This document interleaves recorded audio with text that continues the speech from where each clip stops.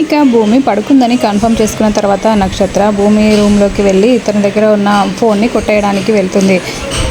తీసుకొని బయటికి వచ్చేస్తుంది.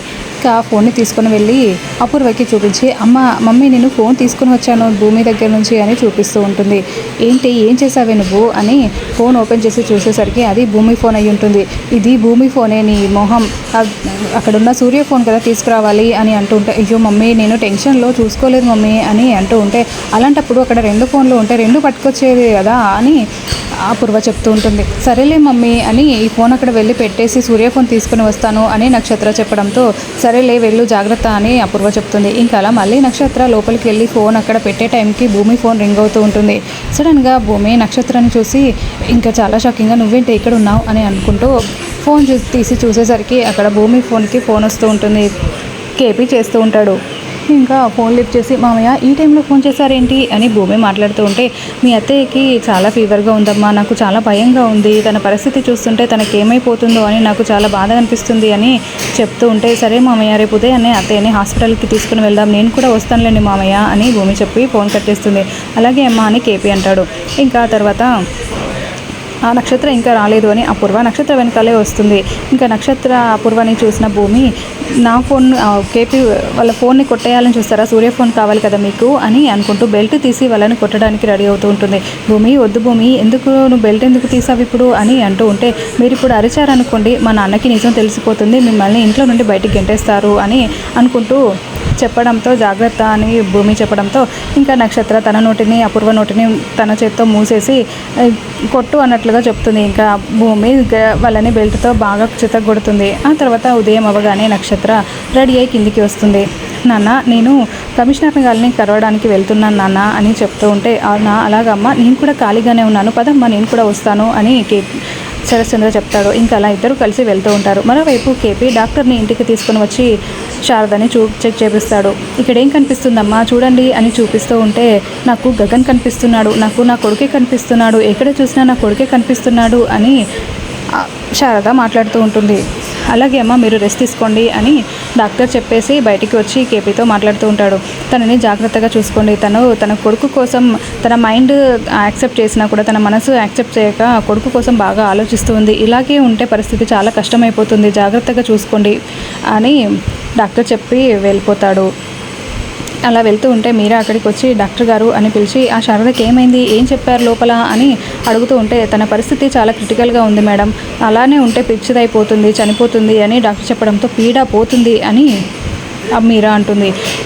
మరి ఆయన ఏమన్నారు అంటే, ఆయన దగ్గర ఉండి చూసుకోమని చెప్పాను, ఆయన చూసుకుంటానన్నారు అని డాక్టర్ చెప్పడంతో, మరి ఆయన అవిని చూసుకుంటే నన్ను ఎవరు చూసుకుంటారు అని మీరా అంటూ ఉంటే, అది మీ సమస్య మేడం, నాకేంటి సంబంధం అని డాక్టర్ అక్కడి నుంచి వెళ్ళిపోతారు. అవునులేండి అనుకుంటూ మీరా మీ సంగతి చెప్తాను అనుకుంటూ ఆలోచిస్తూ ఉంటుంది.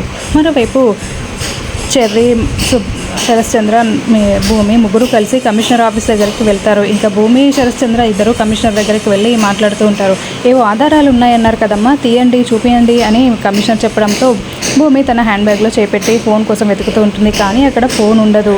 నాన్న లేదు నాన్న, నేను అబద్ధం చెప్పలేదు నాన్న, నా దగ్గర ఫోన్ ఉంది అని భూమి చెప్తూ ఉంటే, అసలు మీరు ఒక ఆఫీసర్ ఫోన్ దొంగతనం చేయడమే నేరము, మళ్ళీ అది ఇలా సాక్ష్యాలు ఉన్నాయి, ఎవిడెన్స్ ఉన్నాయని చెప్పి ఇలా నా దగ్గరికి వచ్చి మీరు ఇలా చేస్తారా, మిమ్మల్ని ఊరికే వదిలిపెట్టను, మీరు శరశ్చంద్ర గారి కూతురు కాబట్టి వదిలేస్తున్నాను అని కమిషనర్ వారిని ఇచ్చి బయటకు వెళ్ళండి అని గట్టిగా అరుస్తాడు.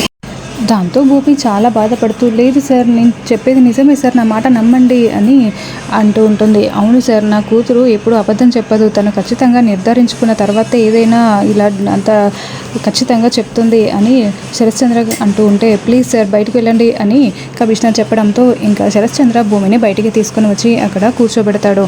ఇంకా భూమి చాలా బాధపడుతూ ఉంటుంది. నాన్న నువ్వు నాకు ఇంత సపోర్ట్ చేస్తున్నావు నాన్న, బావ విషయంలో నువ్వు అసలు ఇలా మాట్లాడతావని నేను అనుకోలేదు, కానీ అసలు ఇలా జరిగింది ఏంటి అని అంటూ ఉంటుంది. అసలు ఎవరమ్మా గగన్ని చంపాలని చూసింది అని అంటూ ఉంటే, అంతా ఆ ఫోన్లోనే ఉంది నాన్న, అదే విషయం మీకు చెప్పాలనుకున్నాను, నేను చెప్పడం కన్నా డైరెక్ట్గా మీరందరూ వింటే బాగుంటుందని అనుకున్నాను నాన్న అని భూమి ఏడుస్తూ ఉంటుంది. అప్పుడే శరశ్చంద్ర, ఒక్క నిమిషం అమ్మా నేను ఇప్పుడే వస్తాను అని పక్కకు వెళ్తాడు. అక్కడ బయట సూర్య వెయిట్ చేస్తూ ఉంటాడు. శరశ్చంద్ర నేరుగా సూర్య దగ్గరికి వెళ్ళి ఆ ఫోన్ సూర్య చేతిలో పెడతాడు. థ్యాంక్ యూ సార్ అని సూర్య చెప్పడంతో ఇంకా అసలు ఏముంది ఇందులో, ఎందుకు అంత టెన్షన్ పడుతున్నావు అని అనుకుంటూ మాట్లాడుకుంటూ ఉంటారు. ఇంకా అంతకుముందు జరిగిన సంఘటన చూపిస్తూ ఉంటారు.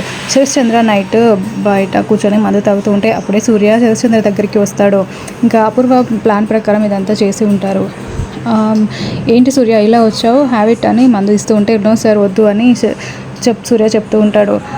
ఏంటి ఇలా వచ్చారు అని అడుగుతూ ఉంటే నా ఫోన్ని భూమి కొట్టేసింది, ఆ ఫోన్ కమిషనర్కి ఇవ్వడానికి వెళ్తుంది, సాక్ష్యాధారాలన్నీ అందులోనే ఉన్నాయి, గగన్ని చంపడానికి చంపింది మీరే అన్న విషయం భూమికి తెలిసిపోతుంది, ఆ ఆధారాలన్నీ అందులోనే ఉన్నాయి అని సూర్య చెప్పడంతో అవునా, అలా జరగడానికి వీల్లేదు, ప్రపంచంలో ఎవరు ఏమనుకున్నా పర్వాలేదు, నా కూతురు నన్ను అసహించుకోకూడదు, ఇప్పుడిప్పుడే నా కూతురు ఆ బాధ నుండి బయటపడి నా ప్రేమని అర్థం చేసుకుంటుంది, ఆ గగన్ గారిని పూర్తిగా మర్చిపోవాలి అని శరశ్చంద్ర అనుకుంటూ నన్ను ఏం చేయమంటావు ఇప్పుడు అని చెప్పడంతో సూర్య చెప్పిన ప్లాన్ ప్రకారం శరశ్చంద్ర ఆ ఫోన్ని మళ్ళీ తీసుకొని వచ్చి సూర్య చేతిలో పెడతాడు. ఇదంతా తెలియక భూమి చాలా బాధపడుతూ ఉంటుంది. అపూర్వ సూర్య హైఫై ఇచ్చుకుంటూ సంతోషపడుతూ ఉంటారు.